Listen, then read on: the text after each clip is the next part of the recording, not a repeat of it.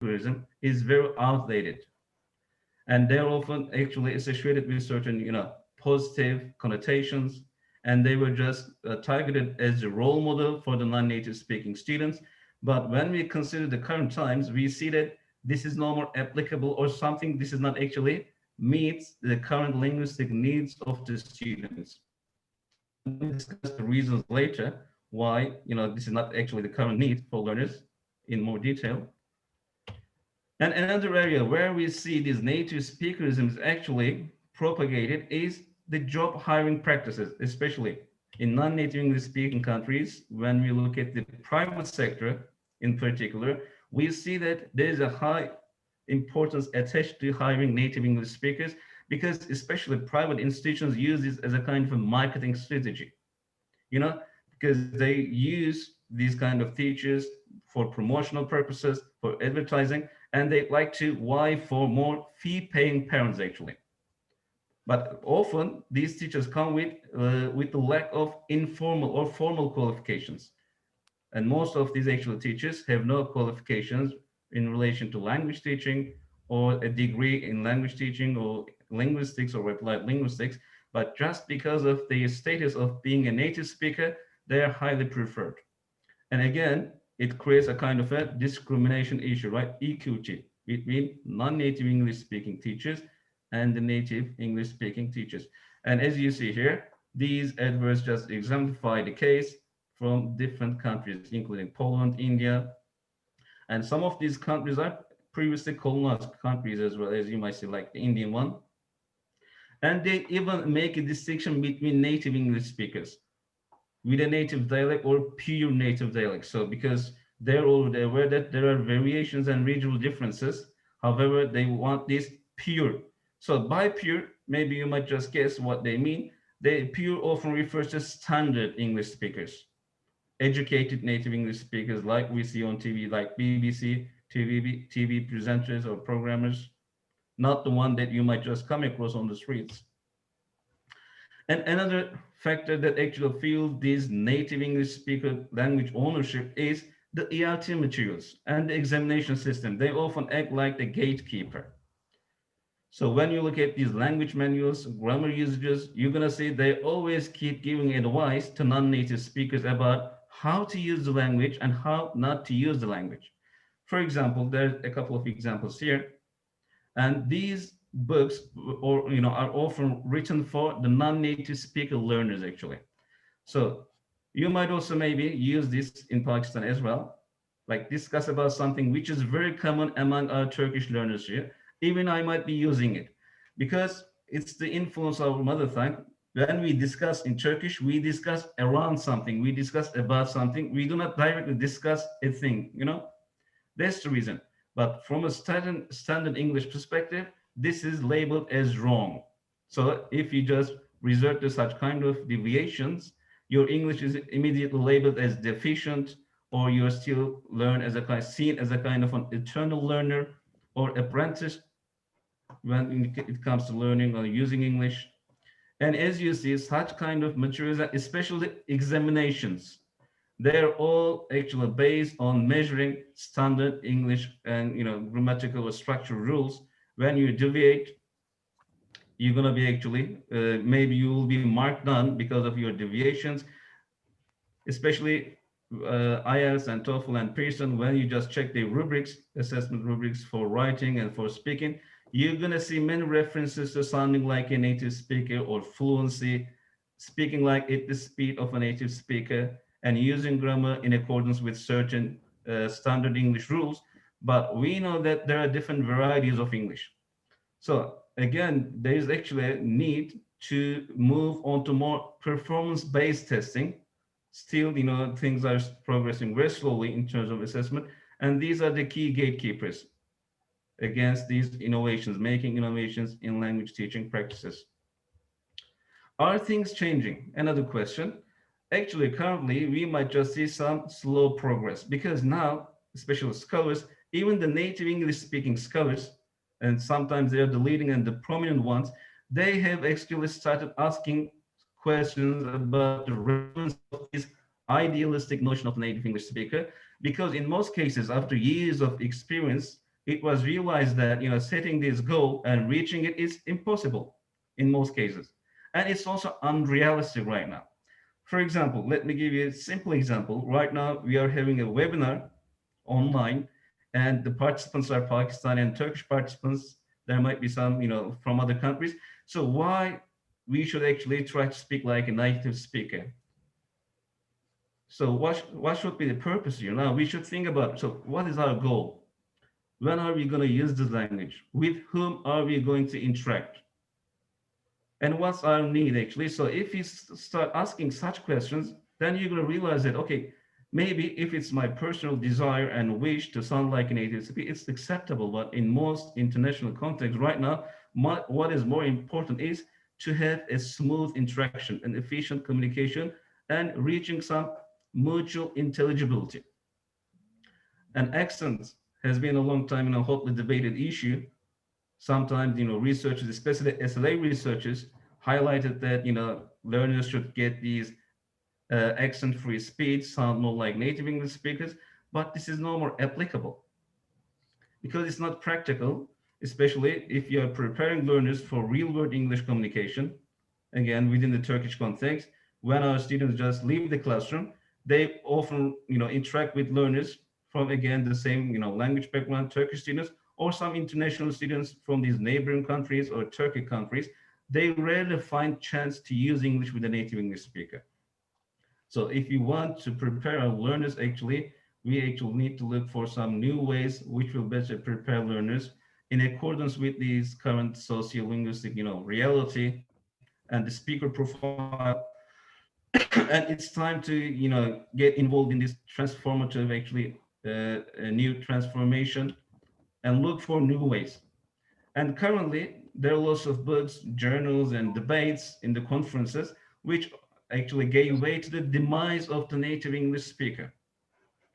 For example, now we are discussing the teaching competence. Again, when we refer to the methods and approaches, especially CLT, it's still a popular one, but it was noticed that again, the teaching competence implied there refers to the competence of native English speakers. And currently there are new paradigms, researchers, scholars, even teachers, they're increasing their awareness about these alternatives. Previously, they were just given one option, sound like a native speaker, reach their communicative competence level, then you're going to be regarded as a good English speaker. However, this is under debate right now. This is under question. And there are also terminological ambiguities. Who is a native speaker? What constitutes a native speaker? And there's not actually a complete and comprehensive definition because of the variations in the background of these native English speakers. But mostly when it comes to teaching, we see that the materials support either the British English or the American English, but there are lots of regional variations, lots of speakers with a different accent. And what we just teach as standard English in the school does not reflect the real English used outside the schools. And legitimacy problems, the pejorative attitudes towards non-native English speakers. Again, something problematic here. You can see more details. But I'm not going to go over them because I just briefly summarized. But as you see, they're very outdated. So we need to be flexible and open-minded, and we need to get ready for innovations. So we need to think about our current objectives, like long-term objectives for English language teaching, what we want our learners to be able to do after they get these classes in the classroom. Because years of experience evidence that targeting native speakerism and their skills do not work. And if you have pejorative attitudes towards our learners as non-native speakers, again, we put them in a position to develop this inferiority complex. They believe that whatever they do, they won't be a good speaker because their long-term objectives are unrealistic, unattainable, does not reflect the current reality. And again, in terms of being representative or unrepresentative, we just see that in the research findings, most native English speakers don't speak a standardized version, right? We all watch movies in English, TV series. How many of these speakers are actually using English like we are trying to teach in the school context based on these imported course books from these ENL countries, English as a native English countries? Rarely, right? Rarely actually reflect the current reality. And teaching competence, how should we conceptualize the competence? And Philipson actually calls this a native speaker fallacy, the desire to be like native speakers, to emulate, to imitate, to ape the way they use English. Again, this is something which does not actually work on the ground in real language use practices. And again, we have these research-based findings. Students especially find non-native English speakers hard to understand, especially in listening classes, especially when they come across these native English speakers who speak non-standard English, who use regional variations, especially when it comes to lexicogrammatical features. So if you make your learners listen to Irish English, to Scottish English, or Canadian English, you're going to see that they're going to find it very hard to understand. So here, actually, the keyword is exposure. Make learners familiar with more than varieties of English. If you are gonna, make our learners prepare or get ready for real world communication, this is what we need to do. So we should leave all these old school ideas behind and look for new ways. And another issue that actually challenges this native speakerism or the ideology of this period of native English speakers, the growing awareness of global Englishes. Now we know that English has become the global language. Then it's time to consider its implications. How should we teach a global language like English? The old traditions, the old practices do not work anymore. They fall short of preparing learners for real world use of real life communication outside the classroom. So what should we do? So there are a couple of proposals that I'm going to just show you in the next slide. World Englishes, global Englishes, and as you see, the body of research is growing rapidly. Day by day, you're going to see book chapters, books on this. But there are still some problems, again, that originate from the lack of certain materials, for example. Again, language teacher education programs, I'm going to refer to them in the next slides. And there are even new journals which focuses on these health-related articles. But the current problem is how to transfer these theoretical debates into the classroom practices, the concrete results.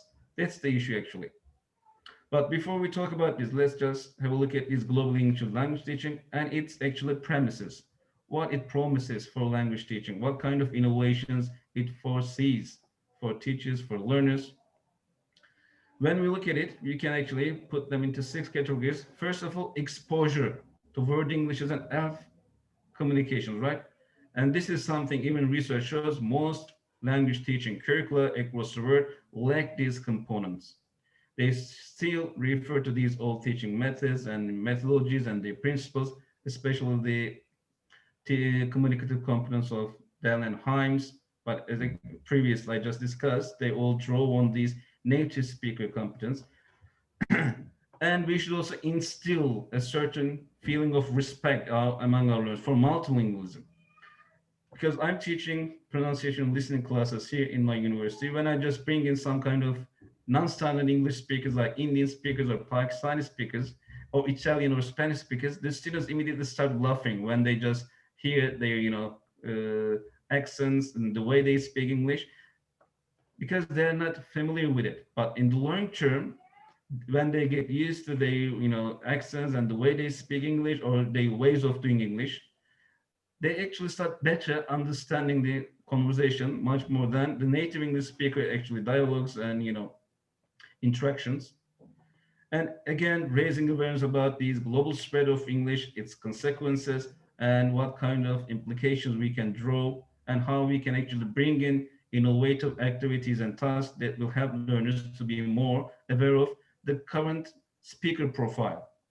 More non-native speakers are using English currently than compared to these, the number of total native English speakers. Again, another important issue is the use of strategies like pragmatic and communicative strategies. These are more important, but again, this is something highly regulated in teaching materials. Most research shows that, to have these effective or efficient communication, most effective speakers use a great number of strategies. Unfortunately, our learners are not aware of them, and our teachers the same. And the issue of cultures. Again, most these most of these previous methods and approaches highlight the importance of teaching around target cultures, their cultural artifacts, and they neglect this language identity, right? As learners right now, the current trend is to address these international cultures, local cultures, as well as the target English cultures, but focusing on the one single, cultural component, the cultural component of native speakers is no longer practical in classrooms. And again, changing English teacher hiring practices in the ELT industry, maybe out of all these options, this might be the most difficult one. Changing English hiring practices because of these prestige and ideologies that elevate, they promote native speakerism. Again, most institutions will be most willing to hire native English speakers, especially if they're going to make money from the fee-paying parents. So these are all the summaries that how we can actually increase exposure. Now we have lots of actually technological tools, internet, YouTube, in which we're going to see lots of materials so that we can raise learners' awareness. But for this to happen, we need to trust our teachers because they are the agents of change. If the teachers are not willing to do any changes, whatever policy documents we have, it's not going to work.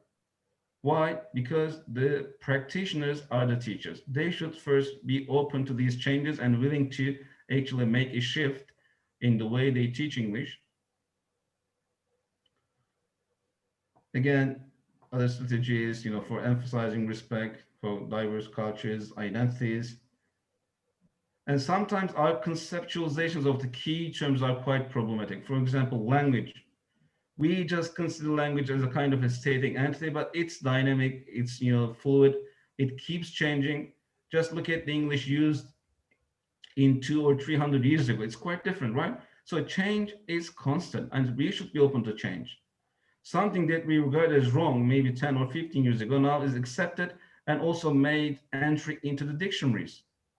Like persons, these are quite likely.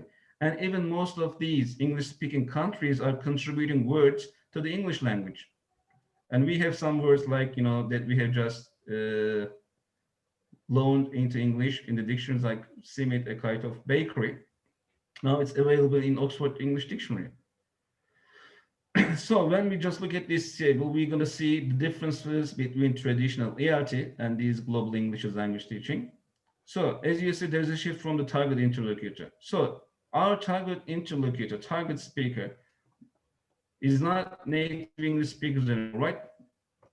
Yes, they are among these target groups, but they are not the sole groups. We do not learn English just to speak it with native English speakers.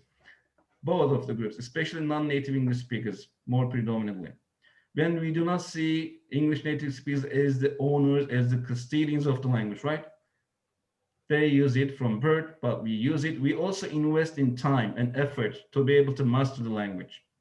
So I think we're also eligible to make claims for ownership because we are spending money, time, and effort and years of studying just to be able to master and use the language. As you see, target culture, fluid cultures, there's not a single culture anymore, right? There are interfaith marriages, international marriages. So there actually we have these richness in terms of cultures and how we should actually conceptualize culture. Even in the English culture or just a Turkish or Pakistani culture, there are regional variations. It's not something static. It's not so actually the framework for defining culture now is changing actually. So the new trend is moving towards intercultural awareness. How can learners act in different situations, surrounded by different speakers from different cultures? And the norms, again, changing the role models and the materials. And sometimes, especially the main difference here, first language was forbidden, especially in certain methods like direct method, audiolingualism, and CLT. But now, the new trend is to see it as a kind of linguistic research. Maybe you might know about these translanguaging practices, code switching, code matching. They're becoming norms, especially among bilingual, multilingual countries. It's something like seen as a strategy for maintaining effective, efficient communication and actually showing or displaying solidarity with the speakers. But previously, they were all seen as kind of some bad habits on the part of learners, which will prevent them from mastering the language. Now, the mindset has started to change, and the research is also in progress. So ELT is a general fit, but to make this epistemic break, this shift, this paradigm shift, there are lots of actually dimensions we need to bear in mind. Therefore, it's not going to happen overnight. It's going to be something gradual, because we need to see some changes in the materials design. And when we consider where the materials come from, we see that most of the materials, ELT materials, come from these native English speaking countries. And even the local ones produced in the local or the domestic countries, they also take these native English speaker models and the rules as their yardstick, as their benchmark. So there's not much actually difference whether they're locally produced or internationally imported.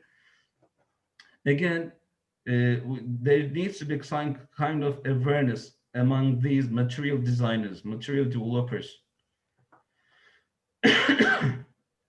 Something again we said, assessment, and especially the teachers, the major complaint they made in research findings, the teachers are willing to make changes, but the language assessment, the examinations prevent them from doing so, because if they teach these differences, the students might have some difficulty in the examinations, because examinations are oriented towards measuring what actually we accept as standard English norms.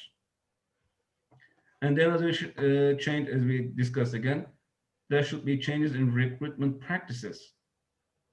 However, as I said, it's not these changes will not happen overnight, but first things first, awareness needs to be actually raised among these so this is something I'm going to discuss here. Barriers to innovation. So what actually prevents, hampers the actually emergence of these innovations in these ELT classrooms? Teachers. What are teachers to do? Okay, what teachers can do in the classroom environment to be able to incorporate such kind of innovations? But teachers, actually, their hands are tied because of these lack of materials, language assessment, their teacher education programs, and this strong attachment to strong standard English, which is something that they cannot actually get rid of their, out of their minds. Let's see some examples, then you're going to see what I mean. So again, something I discussed, most of these materials, we import them from these ENL countries, and they rarely actually include other speakers of English from different countries. And even in the audio files, we lack this, but this is not an excuse anymore, because we have this internet. Well, for example, we have these movies, movie trailers, TED Talks. So it just comes down to the teacher to use such kind of materials and modify them and bring into the classroom.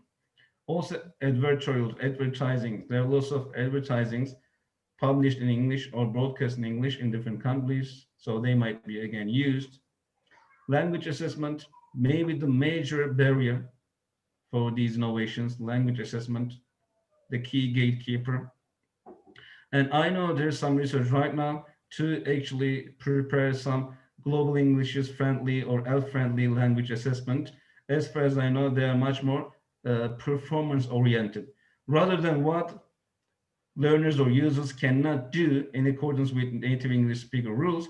These assessment types will be more oriented towards what learners actually can do by using English, regardless of whether they deviate from these rules or standard English norms.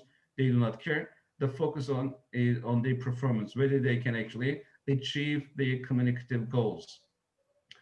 Teacher education programs, the main problem is they do not have courses on global Englishes or new paradigms, for example, word Englishes. So these teachers or future teachers are trained with a lack of awareness about these new paradigms. But currently, there's some gradual change in the Turkish teacher education program.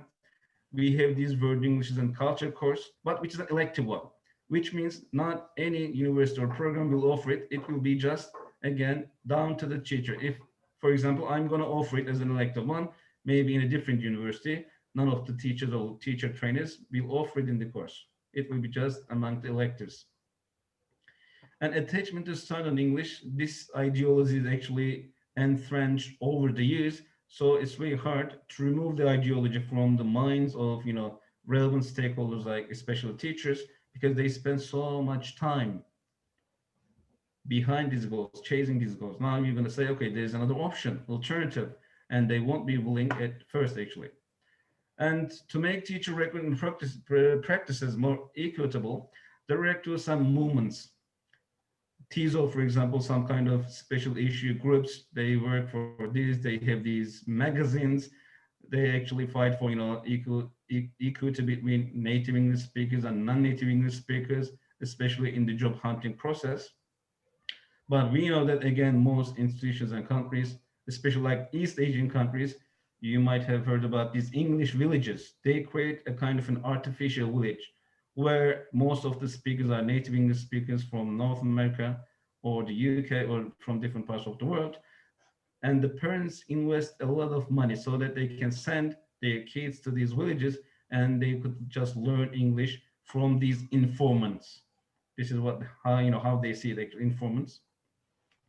And when we look at the studies again, which actually investigate the attitudes towards native English speakers, non-native English speakers, or perceptions about ELF and global Englishes, there is some change.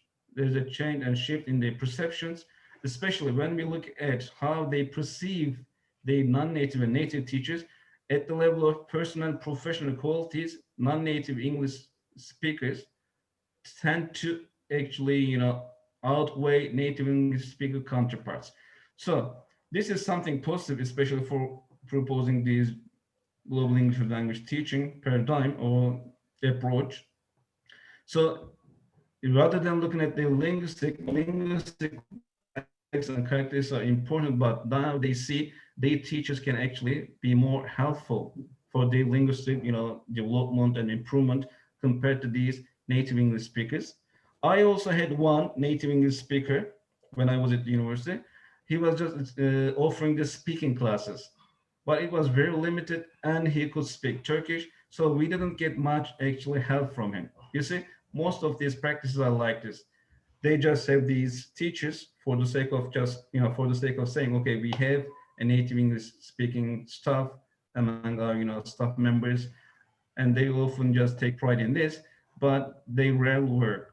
What we need is qualified teachers with, degrees, with official degrees, and who are more actually open to these kind of new innovations and preparing learners for real world communication.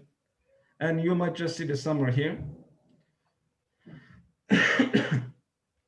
Again, there's also another course book, because the main problem right now, the theoretical part, is highly debated. There's so much info and knowledge about the theory, especially these paradigm, but the main issue, how to transfer these theoretical knowledge into classroom practices.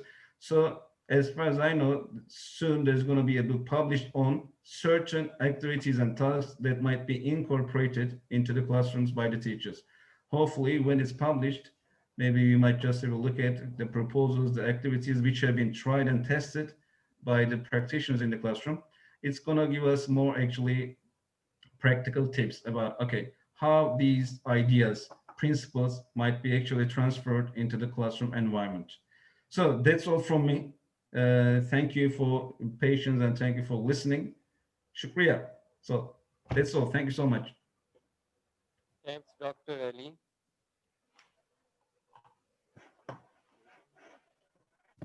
Dr. Shahid, shall I stop sharing Yeah. the screen? Thanks, Dr. Ali, for your deliberation on World Englishes, Global English, Global ELT, and EFL in Turkey. You laid the stress that there should be a shift in perception, practices, norms, and material developments in ELT. Now I request Professor Dr. Habibullah Pathan to give his views or comments on your presentation, please. Assalamu alaikum, everyone. Dr. Mehmet Aghani and respected speakers, and Dr. Riaz, Dr. Shahid, and speakers from Turkey and Pakistan. Congratulations, first of all, for organizing such a wonderful event. Very innovative, I think, and this collaboration would be very meaningful for the two countries. The talk was actually, excellent in terms of the modern shift especially when we talk about the global English language teaching model, when we see that English language is the language of non-native speakers today than the native speakers, because today there are more non-native speakers than native. So the ownership of English language is actually changing, is going from the first speaking language countries like US, UK, Australia to the people in the expanding circles. So you talked about are we changing, and you talked about some implications on its curriculum, its pedagogy, and some of the things that we can actually adopt to adapt it to this particular new model in Pakistan and in other developing countries.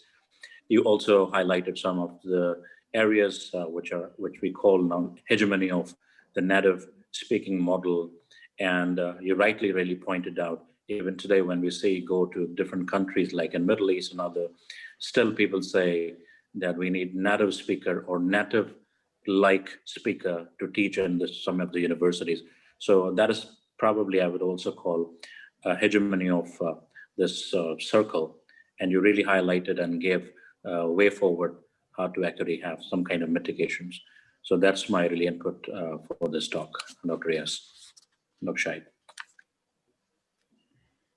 Thanks, Dr. Habibullah, for your valuable input. Now we move forward towards inviting our next speaker, Dr. Galip. Dr. Galip shares his expertise and insights in English language teaching and research. Currently, Mr. Kartal is serving as an assistant professor at Ahmed Kelsiglu Faculty of Education, Najmuddin Erbakan University, Turkey. He completed his PhD in English language teaching from Gazi University, Ankara, Turkey in 2017. He is the author of various publications. The topic of his talk is designing classroom activities for EFL classes by using Corpus tools. This talk will be chaired by Professor Dr. Maimuna Ghani. So, again, I invite Dr. Galip for his presentation, for his talk, please. Okay, greetings from Turkey. I hope you are all doing well and great.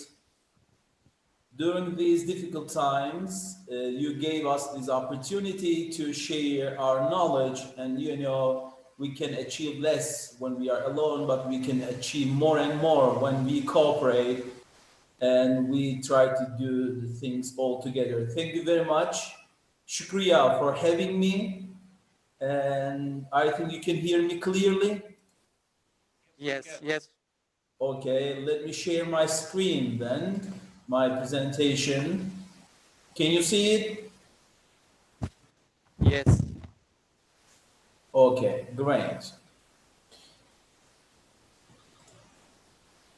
Okay. The previous speaker provided a very good speech in which he said that in the expanding circle, we have more users of English than the inner and outer circle. I agree some of the points, but I disagree some of that speech because, we don't need to have native speakers maybe, but I think we need to bring data from native speakers because the users in that expanding circle are making lots of mistakes and error, including myself. So why don't we bring the authentic material from the native speakers? But of course, as we can see here, all of us can communicate easily with a good command of English, and we don't need to have or recruit native speakers of English. But I think while watching something or while exposed to the language, we need to make use of the language which is used by native speakers because there is, I can say, less mistakes and it may not lead to some fossilized errors and some global issues in English language. That's why in my speech, I'm going to show how to use corpus data in classrooms. For some of the teachers, the course book is the holy book and they cannot do anything without those books. But, as a teacher, we need to begin by having or by conducting a needs analysis. So what do our students need? So this is very important. We need to go beyond our course books. It is not our holy book, okay? So we can find lots of data from native speakers use by looking at corpora. So I'm going to show how to design classroom activities for EFL classes by using Corpus tools. And this is the outline of my presentation. I'll focus on 3 important questions. The first one is why. And in this one, I'm going to show the benefits of using corpora and some research findings, because, you know, in order to say whether something is effective or not, we need to have some empirical evidence. So I'm going to show that briefly. And the second question deals with the what part, and I'm going to introduce and try to show some definitions on corpus, and I'm going to introduce some available corpora. But at this point, of course, I agree with our previous speaker, Dr. Ali Karakaş Hocam. You can bring some learner corpora here. You don't need to use a British or American one. You can bring the corpora by non-native speakers, but we need to be careful because sometimes, you know, when you Google university with S and with C, you can find both of them. But generally, the C sound is provided by non-native speakers. So if you consider Google as a corpus, so it may lead some misleadings for language learners. And the last part and the most important part for my speech is how question, and I'm going to show how to create materials or activities for teaching of lexical items, grammar, and pragmatics.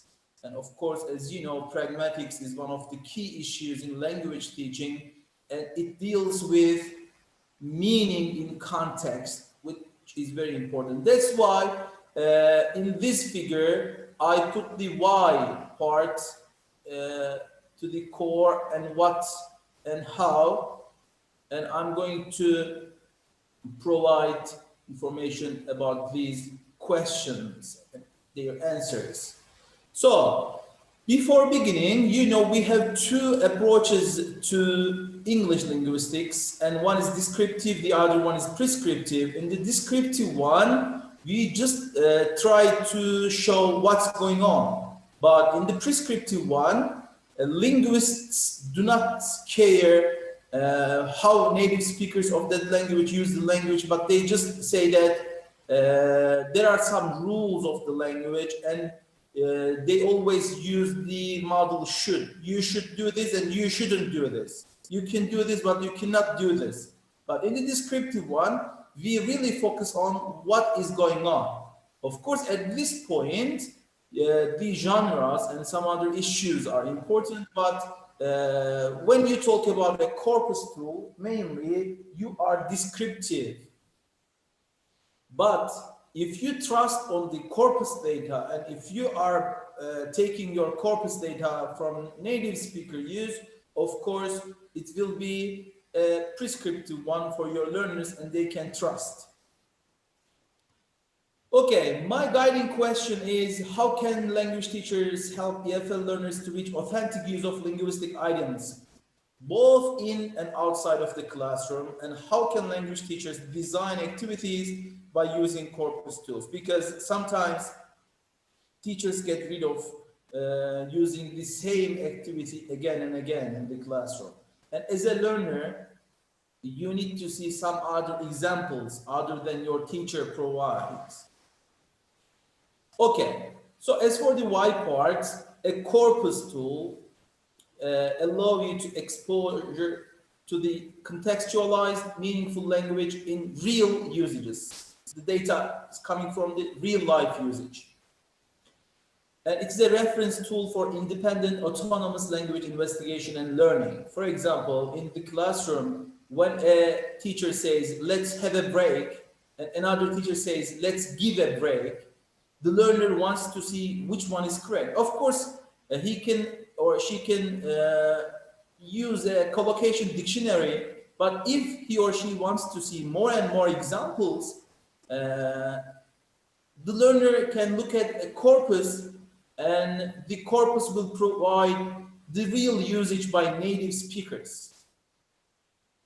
And it gives students exposure to non-textbook language patterns. And as I said earlier, the course book is not our holy book. We can find lots of other sources. And everyday usage is another important issue, because, you know, we are teaching the language in the classroom, but the language we teach shouldn't be different from the language they hear outside the classroom while watching a movie or watching a TV series or Netflix series or anything else. So it provides answers to the questions like, do people really say or use this? And which constructions are common?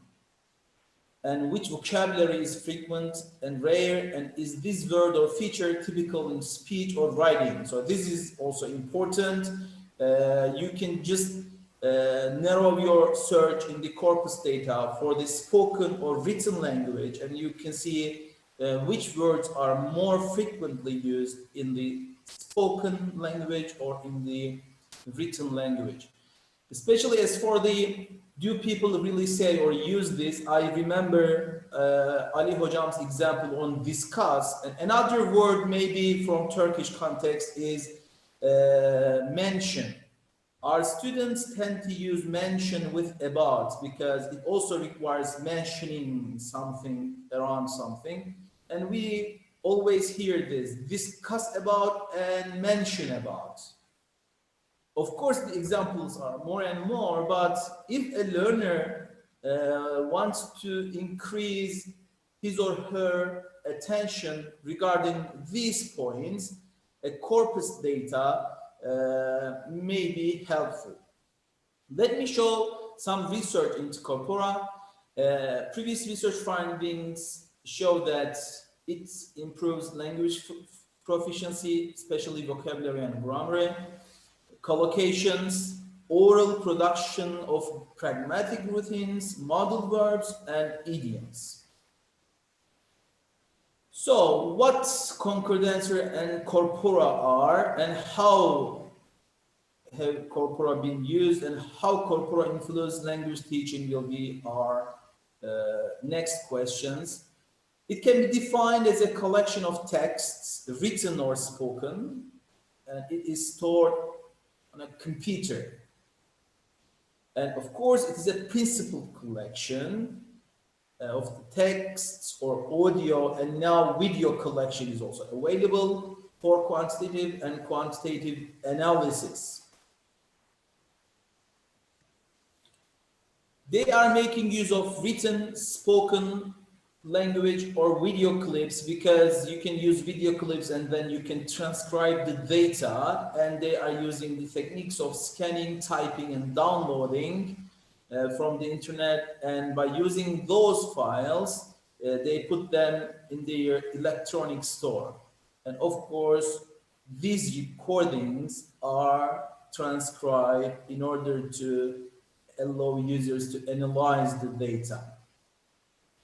Okay, so what is a concordancer? It's a piece of software either installed on a computer or accessed through a website, and it can be used to search, access, and analyze language from corpus. And concordancing means it's a core tool in corpus linguistics, and it simply means using corpus software to find every occurrence of a particular word or phrase. So if we make an analogy here, corpus can be the sea or the ocean, and the concordancer is the ship.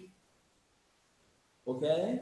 So we have that sea, but we need to travel, and we need to travel by using a ship. So the concordancer is our ship, and the corpus is the ocean or sea. There are some types of corpora. We have general versus specialized, native versus learner corpora, And actually, some research studies are trying to find differences between native use and non-native use by comparing native corpora and learner corpora. Of course, here there are some criticisms like, okay, you can get the native corpora from a large corpus, but what is the difference between collecting data from your students and how can you call it as a learner corpora or data for your study? And there are some criteria for that, but generally researchers try to collect spoken or written data, then they try to compare the use of the language, sometimes regarding the grammar use, sometimes some other issue or area of language by comparing to the native use. And monolingual versus translation corpora, parallel corpora, comparable corpora, and equivalent corpora, language variation corpora, and synchronic versus diachronic corpora.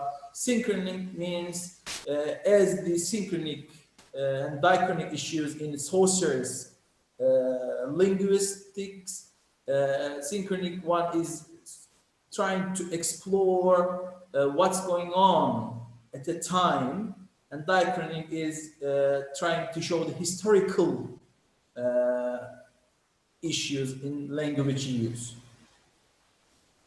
For example, let me give an example here. If you look at the word selfie in British or American corpus, you will see that it was not used 10 years or 20 years ago, but you can find it. So you can see how the word selfie is used in that corpus. If you try to see the synchronic issues, of course, you try to look at a time. You try to see the real usage by the native speakers.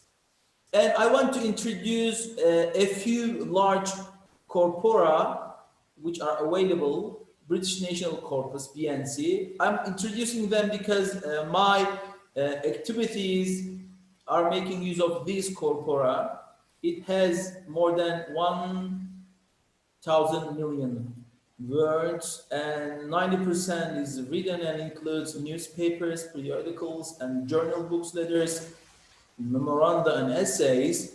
And the spoken part consists of 10% and includes conversation, recorded in demographically balanced way, as well as a range of spoken language from business or government meetings, radio shows, and phone-ins. Even announcements at an airport and sometimes some other TV shows are recorded, and they provide the transcription of those recordings. And you can reach this corpus by using this link. Another one is Corpus of Contemporary American English. It is the largest freely available online corpus of English for the American English. It was created by Mark Davies and Brigham Young University. It has more than 450 million words, and we have the genres of spoken fiction, popular magazines, newspapers, and academic texts. We have some useful corpora for language teachers. We have Lex Tutor. It is useful for study of vocabulary. We have Michigan Corpus of Academic Spoken English, European Youth Language Pedagogical Focus, and as I said, COCA and BNC, and European Pedagogic Corpora for Content and Language Integrated Learning.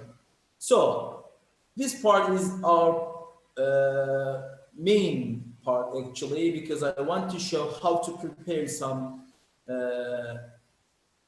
activities by using these corpus tools. So we will see how to do that for lexical items such as idioms, collocations, and adjectives, grammar, and pragmatics. So let's begin. As for the lexical items, for example, if you want to teach phrasal verbs, idioms, collocations, or adjectives, you will ask your students to access to the British National Corpus, and the teacher is going to select the list part on the top left, display on the left of the screen, and then in search string, tell students to write the phrasal verb come up with, for example, and of course you can pick some other phrasal verbs, and then they'll click on the search button. At this point, the students will see the frequency of come up with, which shows the times that phrasal verb is used by the speakers in that specific corpus, and it is BNC here, and it is more than 1,000 in our search. When you click on that frequency part, you can access the concordance lines, actually, which shows the sentences and paragraphs, the content in which the phrasal verb is used. And these are called as concordance lines. And here the underlined node words are visible because your focus will be on that word, and you will see the neighboring words because they are used in a context. And the node word is the one that students search for the BNC here. And let me show it. The node one is come up with. Concordance line is the line. Sometimes it's a full sentence, sometimes it's a phrase, because you have a part for that. And of course, when you click on that, you can see the whole context. And you can see the context. For example, it is coming from a meeting, okay? And you can see whether it is used in a lecture, whether it is coming from a magazine or an academic text or in a newspaper. After having access to concordance lines, students will have the opportunity to read and analyze them. Actually, a useful tip here can be guiding your students by pointing to the examples, and you can select them and bring to the classroom before your course begins, okay? This might be beneficial, and actually you can apply the tenets of inductive way of grammar teaching or vocabulary teaching. As for collocations, you know, these are the co-occurrence of two or more words within a short distance in a text.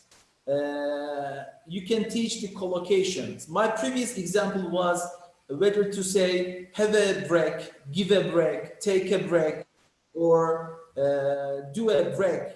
For example, in this online platform or in your classes, you can check that. Here, I'll show my example for make and do collocations. Of course, you can focus on the types of collocations such as verb, adverb, or verb noun collocations. If you search for the do collocation, and if you want to see whether damage is used by do or make or something else, you can check that and you can see many examples. And you can allow your students to read these sentences. And this is a screenshot from Corpus of Contemporary American English for do and damage collocation. If you have elementary level students, you can make use of pairing game activity, and it can be done after the teacher highlights some collocations to the students, and the students will be divided into two groups. The first group will have some corpus-derived sentences without the verbs make and do. You will delete that part because you want to show whether the verb is used with do or make, whether the collocation requires that. And the group two will have the verbs make or do, and students in both groups will stand in lines and they will be facing each other. And the ones carrying verbs will take turns trying to pair their verbs with the sentences, and the other group as, and they will match. Another activity can be a close activity. Students practice the use of both verbs and to learn their collocations. And the teacher might prepare a passage or a number of sentences on Microsoft Word with every do and make being deleted. So students complete the passages and then print them out of the teacher. So, for example, the little boy Jack was sent to blah blah coffee. Okay. So a close activity, and you know close activities are very popular, and you don't need to rely on some prepared close activities. You can create your own close activity.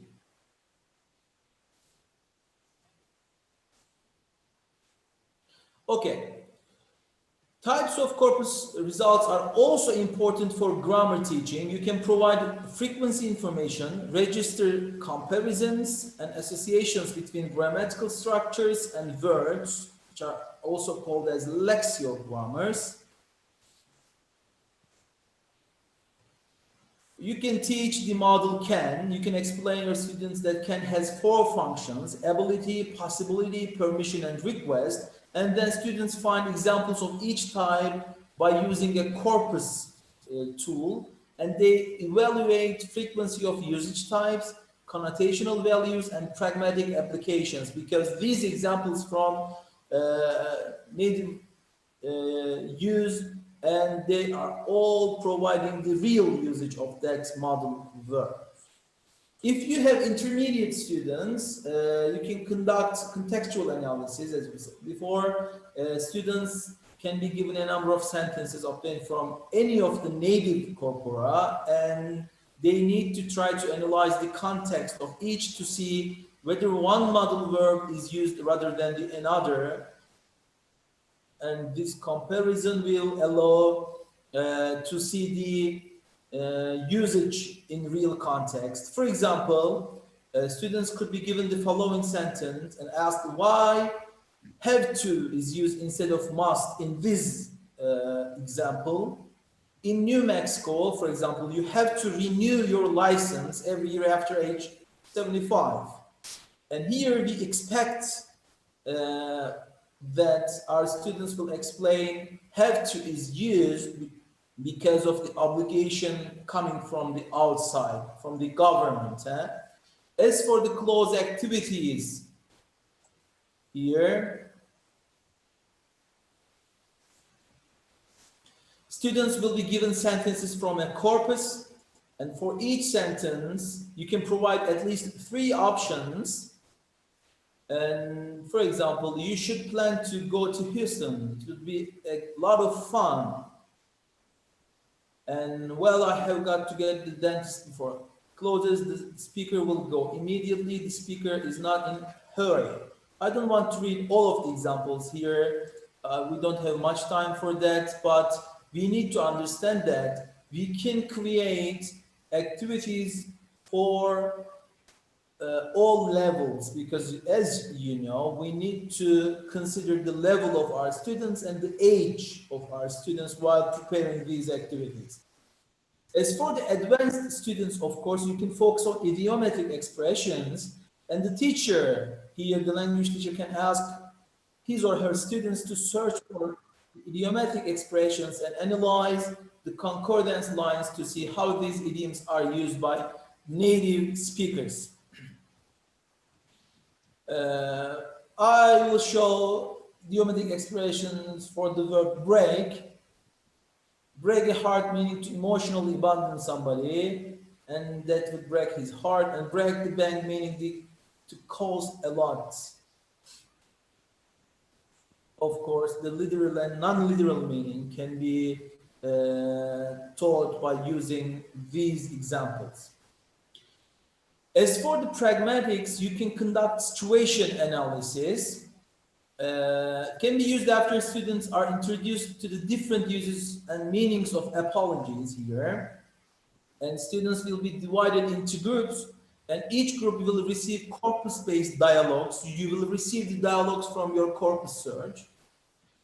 And you are going to write them on flashcards, and they will decide the meaning and the level of sincerity of the apology. Okay, for example, find the meaning of the apologies in the dialogues. We can apologize for the delay, which has been caused by the traffic jam. I'm sorry, but you will have to leave. I'm sorry, the table is reserved. So, you know, we are applying the tenets of communicative approach nowadays. And also, we are in the post-method era, but we are focusing on the functions of the language. So we are trying to teach how to apologize, how to check in at a hotel, how to check in at an airport, instead of teaching a grammar rule. For example, instead of teaching should have plus verb 3, we are saying this. Okay, today we are going to learn how to give advice in the past. So you can conduct situation analysis, and in this example, it is focusing on how to apologize, which is one of the functions of the language. We learn language in order to apologize, in order to express our feelings and thoughts. So these were the activity types, and of course, if you are teaching one of them, you can find millions of sentences from different corpora tools. That's why you will just consider the level of your students and the age of your students, and you will apply these techniques.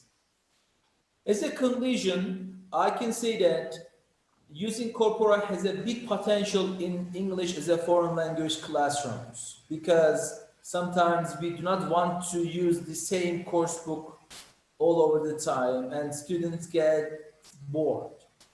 And teachers can help their students to get exposed to a broader framework of how English is used for communication by native speakers, both orally and both in the written form.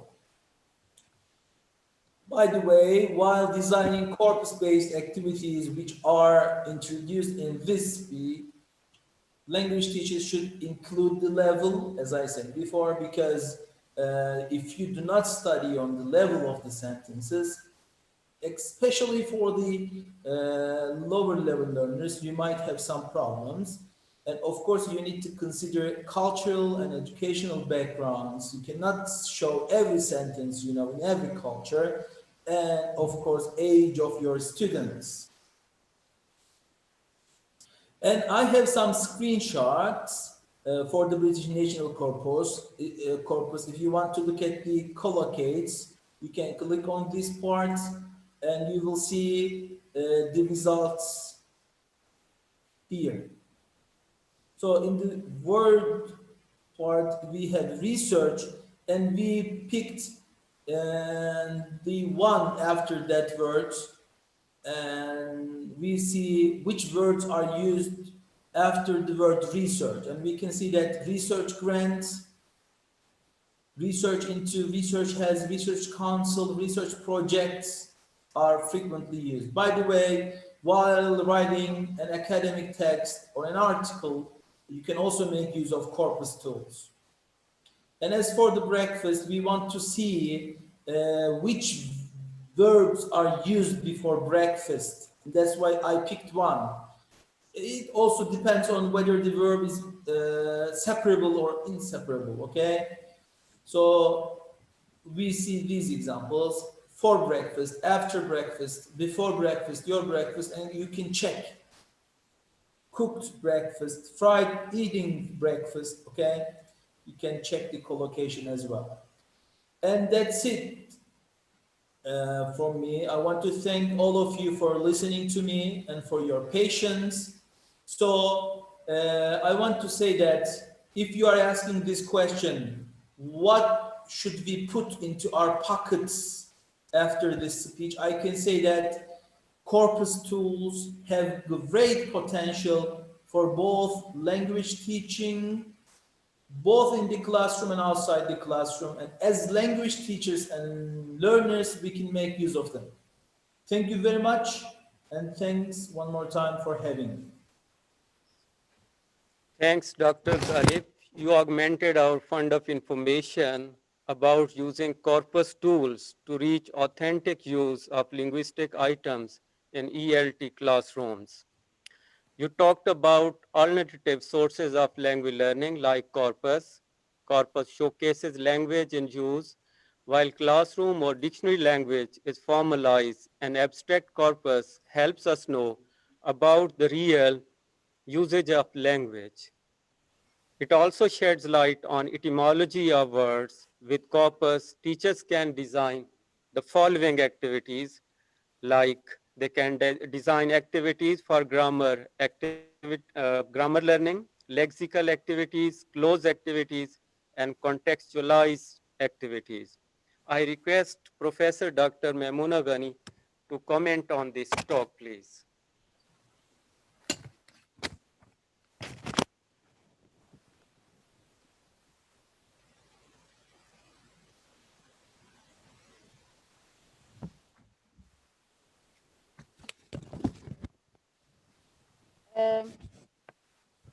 Dr.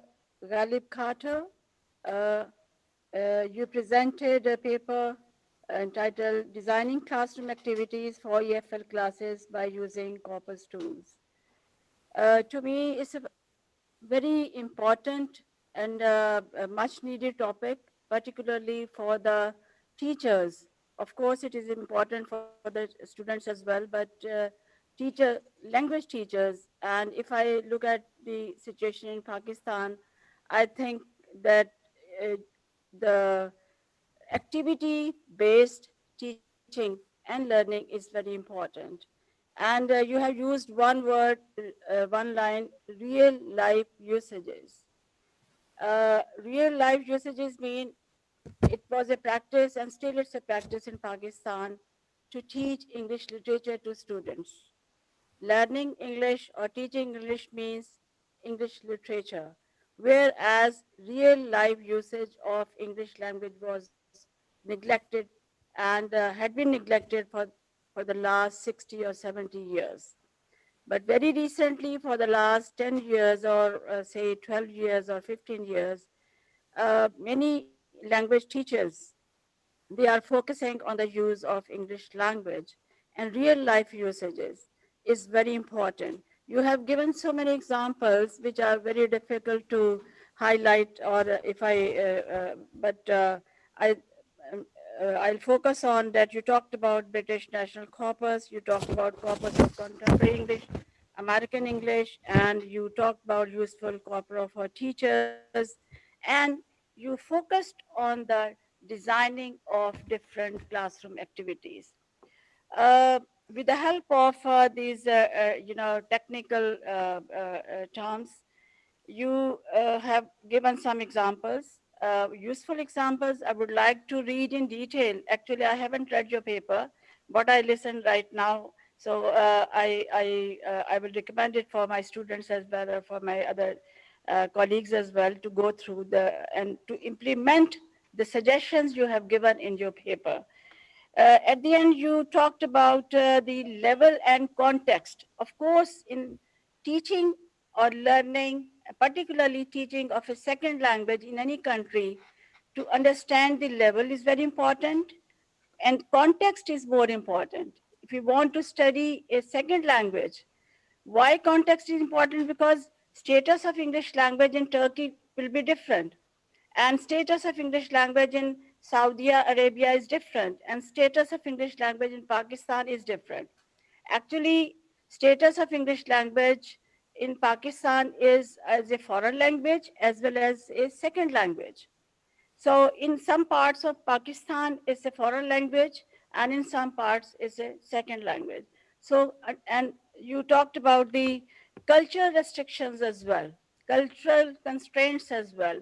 Again, it's very important, because when we are designing the activities, we cannot use certain words. I hope, being a Islamic country, or in some Christian countries, in some Islamic countries, we have to consider all these constraints. So level of the students, context, and cultural constraints, they are also very important, and they should be kept in mind when we design any activity as language teachers. We have to take care of the dress code as well. We have to take care of the words as well, vocabulary as well. I mean, I have so much to say, but I think due to the lack of the time, it's not possible for me to highlight all these things. But thank you very much. Your presentation was a wonderful one. And thank you very much for your other participation as an evaluator, as an examiner. And I'm really thankful to Dr. Ali Karakaş as well, and because their contribution, their participation for the uplift of our department in Pakistan, and is praiseworthy. Thank you very much. Thank you. Thank you. Actually, you provided a very good summary of the presentation. You tried to mention all of the things I said. Thank you very much. You're welcome.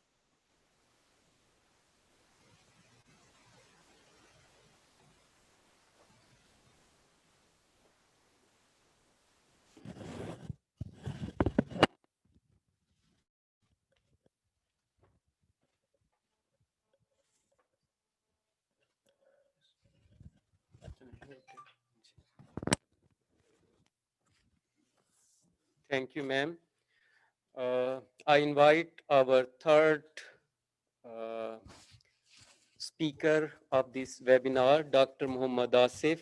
Dr. Muhammad Asif is currently working at Ghazi University, DG Khan as head Department of English. His research interests are indigenization of ELT material, language and technology, and clinical linguistics. He has taught English as a foreign language to Pakistani and Saudi students.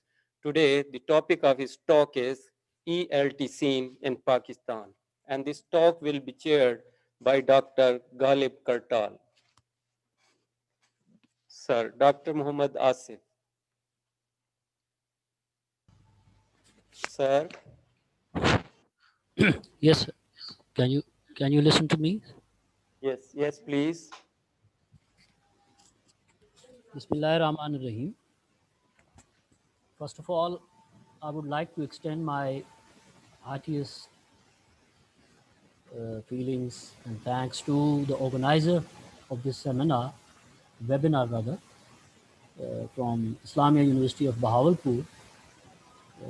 My special thanks to Dr. Riaz Hussain, Head Department of English, Islamia University of Bahawalpur, who planned this webinar, and it was a wonderful opportunity for all of us, especially from Pakistan, people from Pakistan, especially my students here from Ghazi University, because you can see that some of our students are here to listen to your talks, and especially talks from the scholars from Turkey.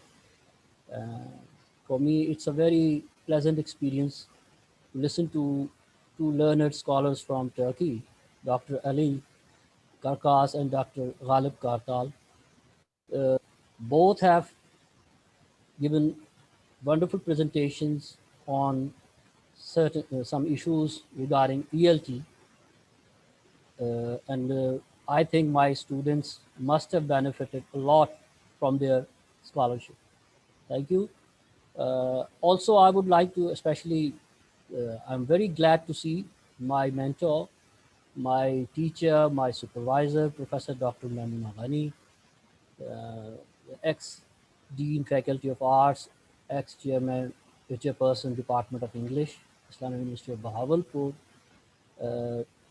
Actually, all this activity has an encouragement and the backing of Professor Dr. Muhammed, because it was she who gave us the confidence to conduct such kind of activities, such kind of conferences, seminars, webinars, for the sharing of knowledge in all the domains regarding English language teaching and English linguistics. All of us in Islamic University of Bahawalpur and Ghazi University DG Khan are thankful to her, because it was through her initiatives that all of us have been able to know new things about our field, new findings of our field from different scholars from all over the world. The topic of my talk is ELT scene in Pakistan. Any discussion regarding ELT in Pakistan will definitely include the mention of the colonial history of Pakistan. Pakistan had been a colony of British Empire, and this very status, our relationship with British Empire, has impacted Pakistani culture, education scene, and many different aspects of our life. As we are currently discussing the language scene, especially language teaching scene, so the mention of this thing will be pertinent, and we all know that English is a colonial legacy in Pakistan that was brought into Pakistan, and not only Pakistan, but areas that are attached to Pakistan, India, which India and Pakistan previously made a small continent, and it was named as subcontinent. So English was brought into this area, namely subcontinent, by the British rulers in 16th century. Mahbub 2009 says that though British established their empire in the late, I think, middle of the 19th century, but their journey or their stepping into this area started in 16th century when some traders came into this area of the world and tried to make trade connections with these peoples, and they brought with them certain missionaries who preached their religion in this area. After discussing it as a colonial legacy, I would like to say that this very colonial tag is also relevant regarding any debate of English language teaching in Pakistan. Not only any debate regarding English language teaching in Pakistan, rather this colonial tag has also impacted our language policy. Even till now, after the establishment of Pakistan, 73 years have lapsed, and we still are engaged into discussions like what could be the official language of Pakistan, what could be the what about the national language of Pakistan, and what about the regional languages of Pakistan, and still we are unable to devise a perfect language policy which should address all the questions raised by different strata of the society. And in that, this colonial tag has played a very important role. Why? Because due to the colonial legacy, we in Pakistan had to adopt English language, and we had to adopt it as medium of instruction in Pakistan. Why we had to adopt it as medium of instruction in Pakistan? It is because British rule, during British rule, English language started gaining certain official, political, and social status. Because that was the language of the rulers. So that is why it got a very high political status. And also, it acquired a very important social status due to its being a lingua franca for most of the world around. Rahman and Mahbub say that, also point towards to another issue regarding that, and they say that the initial spread of English language was due to its economic and social mobility. Because the movement of the traders because it was an industrial, especially 19th century was an industrial age in England or Britain, and they had to sell their goods and the commodities to the people all around the world. So that's why they had to develop economic and trade relationship with all the countries of the world. And due to their mobility, so when some people from some part of the society move towards अच्छा मेरा हो जाएगा ना ये काम कल so मेरा हो they जाएगा हाँ जी break with them. क्यों कल शाम तक नहीं मैंने सुबह निकलना है क्या क्या है तो अब सही हो गई है ना तो अभी अभी भेजा आपने तो कितना टाइम लगेगा नहीं लगेगा इतना टाइम मुझे सुबह सुबह दे दें आप सुबह मतलब कहने के लिए है मैंने कल शाम में निकलना है यहाँ से There is interruption. Some mic is on, I think, because of. मेरे पास अब पहनने को कपड़े नहीं है रात मैंने ये इस्त्री पता नहीं कहाँ से मंगवाई तो लेकर गया है Somebody's mic is on. I think there is an interruption. Hello. Continue. Asif sir, continue. Okay. So because of its importance, social, economic importance, English gained a very high society status in Pakistan since its freedom in 1947, and it still has that status even after the lapse of 73 years, that even now proficiency in English is considered a symbol and a symbol of high status. And professional competence is measured through the competence in English language speaking. So that's why most of the private and government sector gave importance to those candidates who have very good expression in English language, who have good native-like speaking expression, as the thing was mentioned by different scholars here, that this very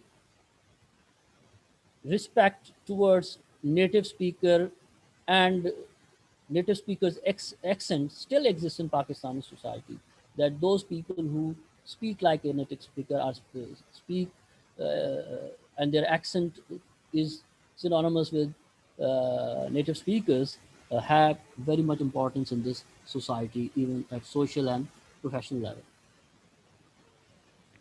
As regards the debates and ELT scene in Pakistan, the previous debates included the issue of methodology. The issue remained that what type of methodology should be used to teach English language to Pakistani students. And in that, a major debate revolved around the choice between grammar translation method and direct method. Especially this also is part of L1 or L2 debate, and especially some people who supported that native tongue should be incorporated in language teaching, and there were certain people that native tongue is not facilitative in L2 learning or ESL learning because it may mar certain standards of English language. So this debate remained around all over the ELT scene, and and in practical, if we observe, especially Pakistani society where English language is being taught in rural and urban settings, so we can see that most of the rural settings prefer to use GTM or grammar translation method. It is even practiced in today's setting. In today's setting, people use this grammar translation method in which more focus is on grammar, and Urdu translation is being used at even inter or BA level in Pakistan. But though there are certain exceptions, especially in urban areas or in elitist schools, where they try to adopt direct method of teaching English language, in which they try to improve the spoken expression of their students. So, and they mostly discourage the use of L1 in language teaching. So these are the topics of past debates. And another thing was the debate moved around which types of skills should be focused in English language teaching.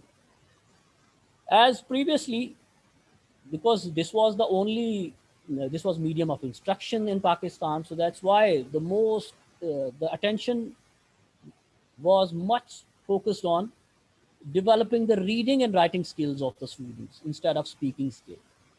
The second reason behind this primacy of reading and writing skill might be that most of the teachers after 1947 or after post-independence period were non-native speakers.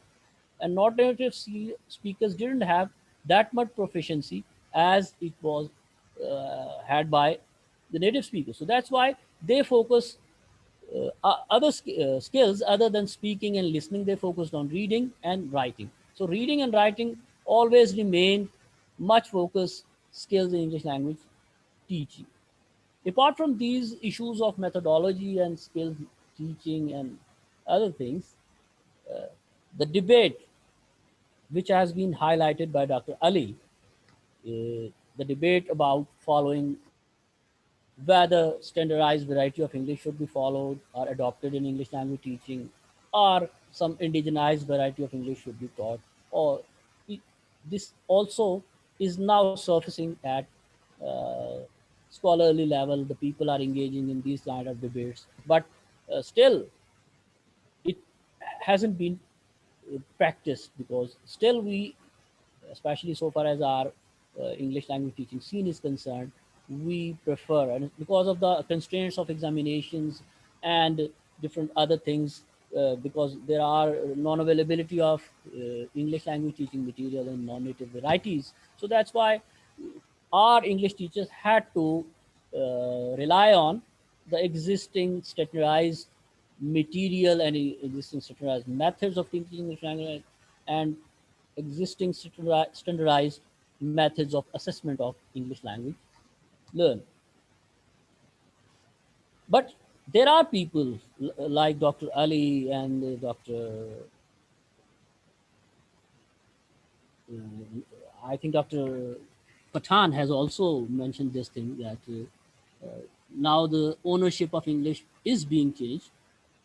So if the ownership is changing, so now we should give some room or some attention to indigenized variety of English, and it not should be used in our social settings, but it should be incorporating in our English language teaching.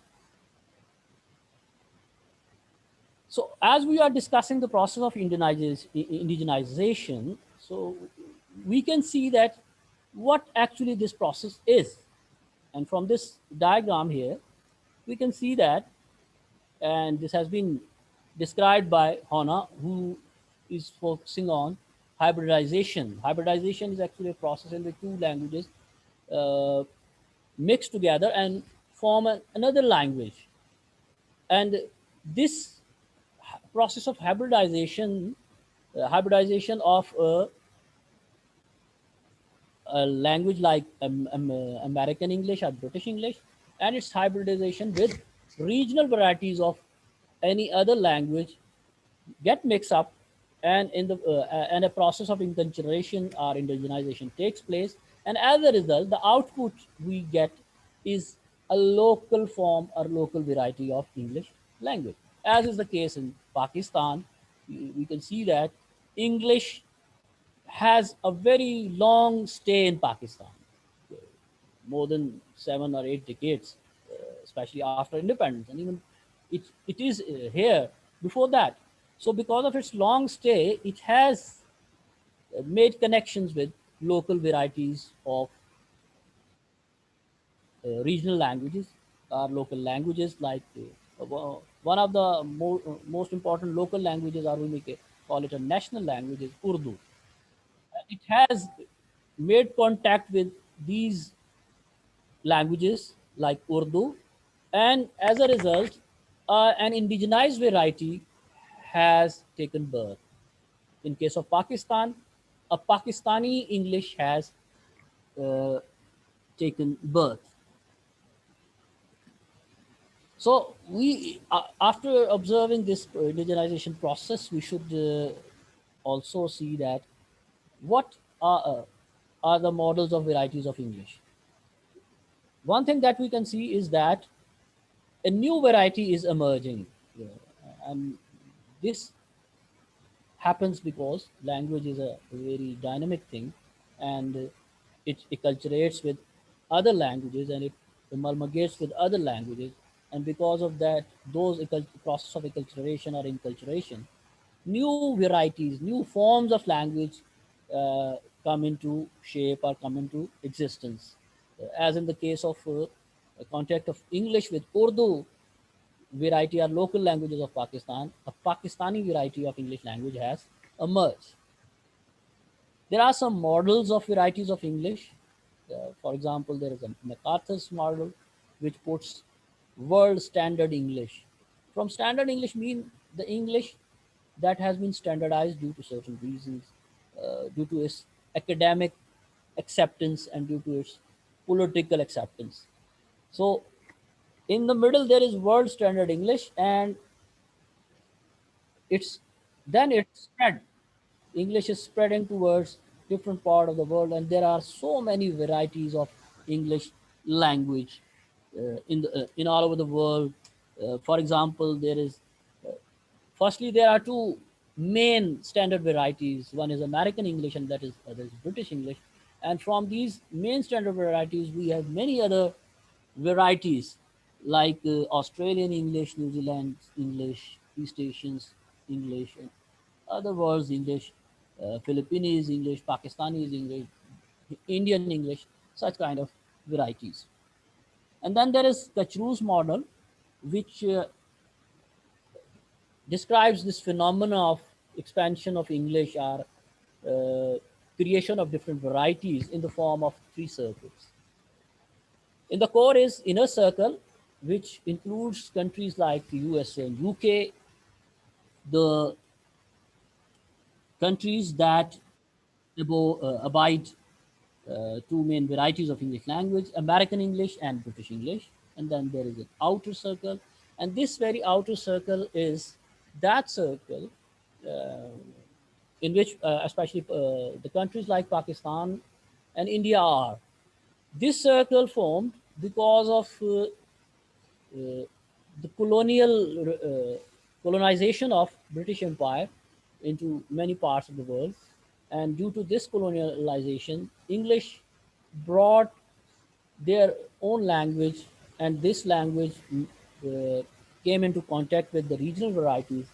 And here in these countries, English language got so much importance, and it even in certain cases was given a status higher than the national language. Like in Pakistan, English secretly assumes a very higher status than our national language. And there always, we always remain engaged in this kind of controversy that which language should be given importance, whether we should give importance to English or we should stick to our national language. And then is expanding circle, the circle in which I would presume that the countries like Turkey and other Arab countries and countries where English is not given the status of second language. This very debate between foreign and second language, one of its feature has been mentioned by our mentor, my teacher, Professor Dr. Muhammed, that, and this is too much pertinent to say here, that especially in Pakistan, it is very difficult to determine whether English has a status of foreign language or second language. And in some cases, we can say that it has both states. But in countries like Saudi Arabia, Iran, and Turkey, it has a status of foreign language. Wherever it has a status of foreign language, actually those countries give more importance to their national language or their regional language than to English language. While in a country which are in outer circle like Pakistan and India, here English assumes so much importance. And then there is Gradol's model, which is also showing the language shift from natives to non-natives. Modion's model is also there. That is also showing that English as an international language in the core, and then there are varieties of English language, some the major varieties and then the minor varieties. Okay, now this thing is established that in settings like Pakistan, English definitely while contracting with language assumes a status of an indigenized variety. So an indigenized variety like Pakistani English or Indian national, Indian English comes into form or comes into shape and comes into birth. But then the issue is there, the issue of acceptance. This thing is clear that a new variety has emerged. Now, the issue is whether it is acceptable or not. Kachru has touched this very issue that, and he finds out that there are three stages of three attitudinal stages, three types of attitudes or responses emerge towards the newly created variety. One is non-recognition stage. At this stage, people don't even recognize or don't even accept that a new localized variety has come into existence, because they are too much centered, standard centered. They are too much centered upon standard British variety, and they think that only standard British variety should be given importance. And so far as the variety is concerned, they generally take it as an incorrect, a wrong use of language. They say that this is wrong use of language, and they try to correct it through formal teaching. For example, in Pakistan, we do this. There is a term Indianism, and our grammarian think think that this Indianism and any means use of Indian expressions in English language is incorrect, and they try to correct it. And especially in assessment field and evaluation field, these things are taken as errors, not as a new forms of language. But as the languages are dynamic and they are like other living things, they undergo the process of diffusion. They are diffused into local settings. They adopt local norms, and they certainly are recognized by educated elite of that very country. And when it is recognized by the educated elite of that very country, then its status as a separate variety is accepted to some extent. And then there is a stage in which English becomes a link in a pluralistic society. It becomes a cultural and linguistic link in a pluralistic society. So this issue remains regarding approval or acceptance of indigenized variety. And this conflict is resolved because there is then a conflict arises between the external indigenous norms. And after a certain span of time, there emerges an acceptance of nativized variety. People start accepting, recognizing the nativized variety. And the terminal stage is that very cultural and linguistic link between pluralistic society. And Kachru finds that the transition has taken place, and now the people have started acknowledging and accommodating English language. Not only the scholars, as we have seen that all the speakers of this very webinar have had so much acceptance for the indigenized varieties, and they were rather recommending the use of these varieties in English language teaching. Now the issue is that indigenization and ELT. Okay, this thing has now been accepted that a variety, namely Pakistani English, exists. And this is the variety which has borrowed and has been domesticated in Pakistani scene. And it has tried to domesticate Pakistani dress, speech, vocabulary, and indigenous linguistic structure, as well as Islamic ritual, code, and ethos to become a Pakistani language. And all the facets and aspects of culture have been incorporated into this variety of English language, and all indigenous elements have been made part of this new variety, be it the dress codes, be it the rituals, all have, for example, now in Pakistani English, the people take the names like Eid, like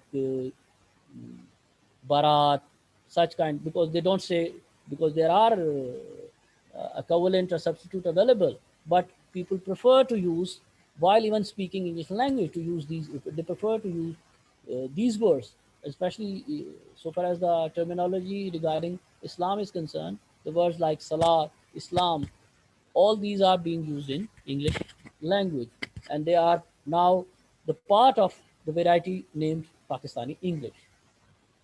Now the issue is that should this indigenized variety are there any possibility that this indigenized variety could be included into English language? For that, there are people who have positive attitudes towards this and who for a long time are supporting the incorporation of indigenized varieties in English language teaching. One of these scholars is Electrican. He is from Turkey, and he says that locally adjusted forms, indigenized forms into English language teaching is positive. Why it is positive? Because he says that it it it strengthens the schematic knowledge. Schema actually is the knowledge that we achieve while developing our understanding about our surroundings. And this very schematic knowledge is present in our memory. And most of this schematic knowledge is related to our culture. And that cultural knowledge is ingrained in our minds. So this type of knowledge is put into our language teaching, this schematic knowledge becomes facilitated because we already have that knowledge in our memory, and this very existing our background knowledge further strengthens our new knowledge, and it helps and supports us in getting new knowledge. So that's why this very formula of schematic knowledge that we acquire due to our local languages is quite helpful in our language learning. Another things are that indigenized variety, when we study an indigenized variety, it activates our cultural schema because most of the word of vocabulary of this indigenized variety belongs to our own culture. So when we come across a familiar cultural vocabulary, it is activated and we become more familiar with that vocabulary, and we feel quite ease in using that vocabulary in our language, and it quickly becomes part of our linguistic expression, and then lessening the cognitive load. This very theory says that when we learn new concepts, there is a kind of cognitive load in our brain, in our mind, because new concepts make a lot of time to be comprehended, while as the old concept can be easily comprehended. So if we are learning by learning through old concepts, this activity will definitely lessen our cognitive load, and there will less pressure on our memory or brain, and we will become more proficient in the foreign language because of use of indigenized variety in language teaching. Cultural familiarity is always there. That thing has been already explained, that culturally familiar vocabulary. Now the question remains that what should be done? Definitely, this thing is not as easy as it is presented in research, because definitely we can present it in the research that indigenized varieties should be used, and we can put a lot of arguments in its support. But practically, this thing cannot be done so easily because still we face many problems regarding incorporation of indigenized varieties into our language settings. We don't have prepared materials in indigenized varieties. We don't have reading materials available. We don't have, and rather then the issues that have also been pointed out by Dr. Ali, the issue of intelligibility is there.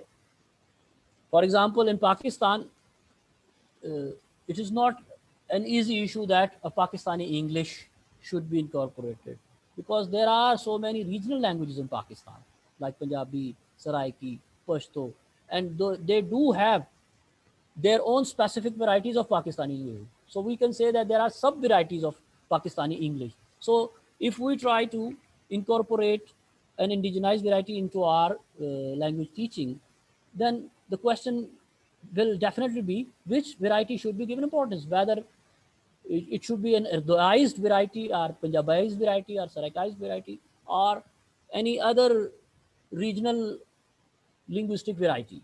So this issue will always be an element of conflict in this regard. And also, talking about the varieties of international at international level, then okay, if we speak with Indian people, perhaps we will be mutually intelligible because most of the speech habits of India and Pakistan are same, and more they can utter consonants and vowels. And their storehouse of consonant and vowel is somewhat same. So that's why they won't feel any difficulty when they will speak to each other. But problem will arise when a Pakistani speaker will talk to a Southeast Asian English speaker, Chinese speaker, a Turkish speaker, because uh, we can see that these people have different such of speech habits and different set of different type of accent, and the pronunciation is somewhat different from, because I personally felt same problem when I was in Saudi Arabia, and there we saw that it was very difficult to comprehend their English because their English was Arabized English. It was Saudi English. So Saudi English was to a great extent different from Urdu, Pakistani English. So these issues will remain, but I think such discussions as we have had in this webinar will try to address all those issues regarding these very questions. I would like to take leave. Thank you very much, especially the organizers who gave us the opportunity to share our ideas with the scholars from across the world and scholars from Islamia University of Bahawalpur. Thank you very much. Thanks, Dr. Asif, for a comprehensive talk on ELT scene, ELT practices, language controversies, and the need for indigenized English language teaching in Pakistan. Now I request Dr. Galip Kartal to comment on this talk, please. Dr. Galip. Okay, thank you very much. I have learned a lot about English language teaching in Pakistan. If they ask me to talk about it, I can talk for at least 30 minutes. It was a very comprehensive talk. Thank you very much. And actually, I really enjoyed past debate and current debate issues. And from this talk, I can say that language policy awareness is very important. Huh? Can you hear me, by the way? Yes. Okay. I think in general, we try to learn about language policy from this speech, and it was a very good one. Thank you very much. And we need to train our language teachers, both pre-service, in-service, and policymakers, because I can understand that awareness of language policy is mainly ignored in Pakistan. I can deduce this from this speech. And this creates a gap in integrating language teaching as a part of education, because we all know that language policy is playing a significant role in instruction of language, any level of education. And maybe, correct me if I am wrong, I can see that English language teaching in Pakistan serves the interest of elites. I can just reach this result, and non-elite schools are not part of the illicit schools. And another issue is that there are some suggestions. Actually, I think both Pakistan and Turkey need some reforms. We need to increase emphasis on policy-making issues. We need to include at least one course on language policy, and we need to train our policymakers, teacher trainers, and both pre-service and in-service teachers. We need to arrange special training courses, seminars, and workshops. And thank you very much. These online seminar is a very useful one. We learned a lot from the language teaching policy and education of Pakistan. And we need to include the language teachers' opinions, feelings, and recommendations in the formation of national education policy, and which is very important. And the speaker said that in the past we talked about whether to make use of the GTM or the direct method, but now the debate is whether to follow a standardized English, whether to focus on English as a lingua franca or focusing on mutual intelligibility. And these debates are actually current debates on the teaching of pronunciation in English language. Some people believe that we need to sound like a native speaker, maybe a British, American, or Australian, or Canadian. Some others say that no, it is not necessary. The important thing is mutual intelligibility. As long as you understand me and as long as I understand you, everything is okay.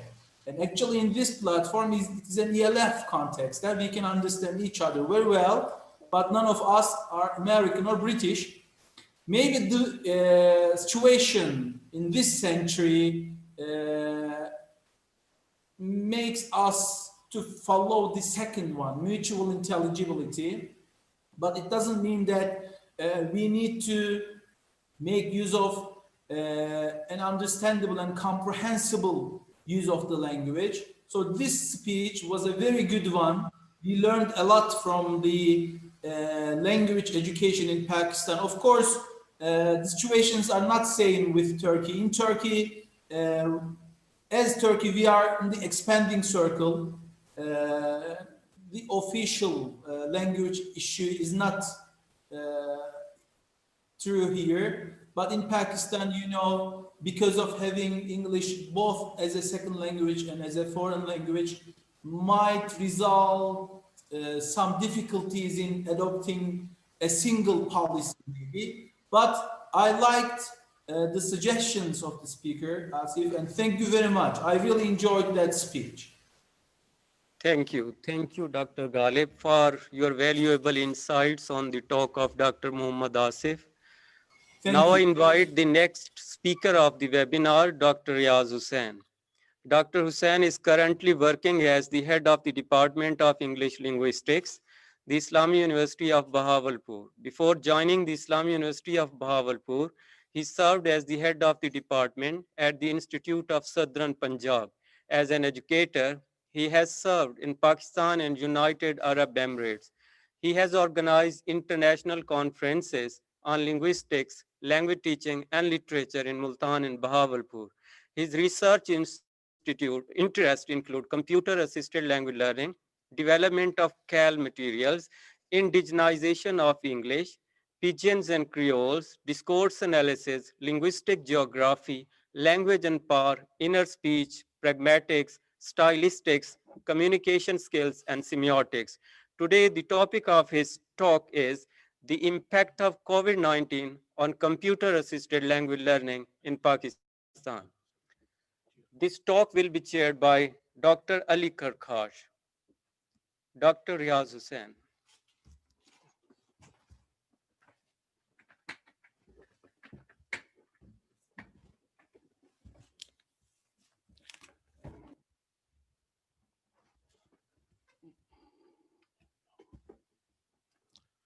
Bismillahirrahmanirrahim. Thank you, Dr. Shahid Nawaz. My topic is impact of COVID-19 on computer-assisted language learning. Here is the overview of my talk. So, what is computer-assisted language learning? Computer-assisted language learning in Pakistan. I shall be talking about COVID-19, its impact, hybrid models of education and language learning, and then conclusion. What happened 1 year ago on this day, November 18, 2019? And there is a significance for organizing this talk, this webinar on this day, because all of us remember that 1 year ago on this day, according to certain reports, the first case of COVID-19 was reported in Wuhan.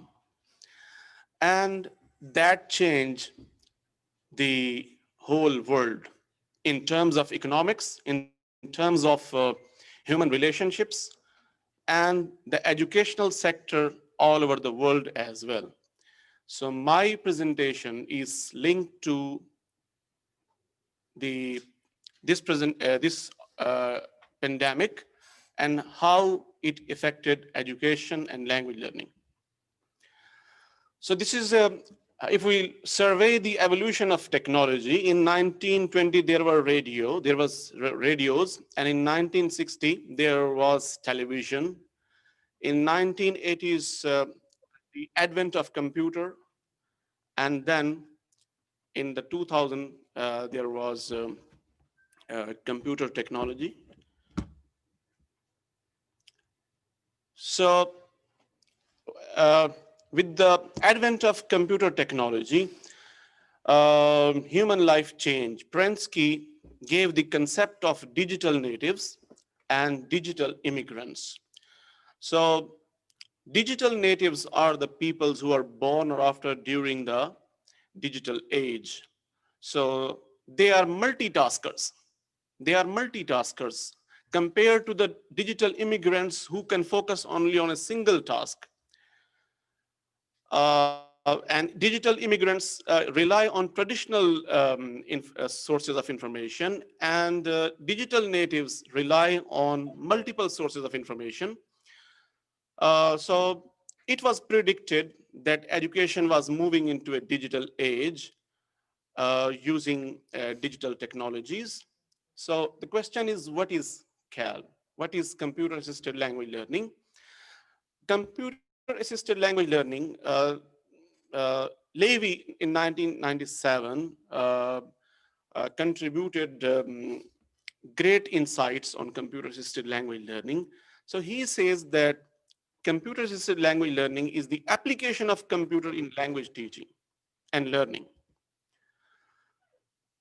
Computer-assisted language learning, according to one report by Davies, Otto, and Rashoff in 2013, originated in 1981.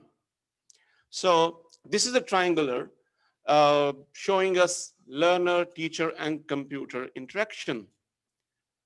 Here I just give a brief survey of computer-assisted language learning developments in Pakistan. Higher Education Commission of Pakistan has been taking initiatives on CALL workshops, seminars, and conferences, and it established a subcommittee of ELTRs. It established self-access centers in Pakistan. So we see Higher Education Commission of Pakistan organizing events on computer-assisted language learning in 2005, 7, 11, and 13 at different colleges and universities here. So this is one snapshot of a workshop going on in Islamabad, at Islamabad College, for example, in 2014. So here are some of the studies done on computer-assisted language learning in Pakistan. Ahmad in 2013, Zahoor in 2013, Tabassum and Parveen 13, and Zahoor in 2000. So all of these researchers, they did their marvelous works on computer-assisted language learning. So this is an important slide. I conducted a study in 2016 about perception of students and teachers about computers. So the red lines are important if you read the red lines. So 40 to 60% of the respondents were interested or aware of the productivity of computer-assisted language learning. 16 means only 3 years back, 40 to 60% of the computer users in Pakistan or learners of English in Pakistan were aware of the importance of computer-assisted language learning. And you will see what happened in 3 years. So COVID-19, the first case was reported on November 17 according to Guardian. After the pandemic, the world changed. Coronavirus affected economy. The cities became desolated. And because of desolation, animals and birds took over the streets amid COVID-19 in all the metropolitans of the world, in India, in London, in Europe. So from the jungles, the inhabitants of jungle rushed to the cities. Animals claiming the land back. Shops closed, business affected, and human relations also affected. Now, impact on language teaching. So it posed challenges to the educationist. 89% of the students in the entire population of the world were reduced to their homes. The educational institutes were closed or near closure. So that produced a room for business in technology, educational technology. So according to one source, $18.66 billion investment increased in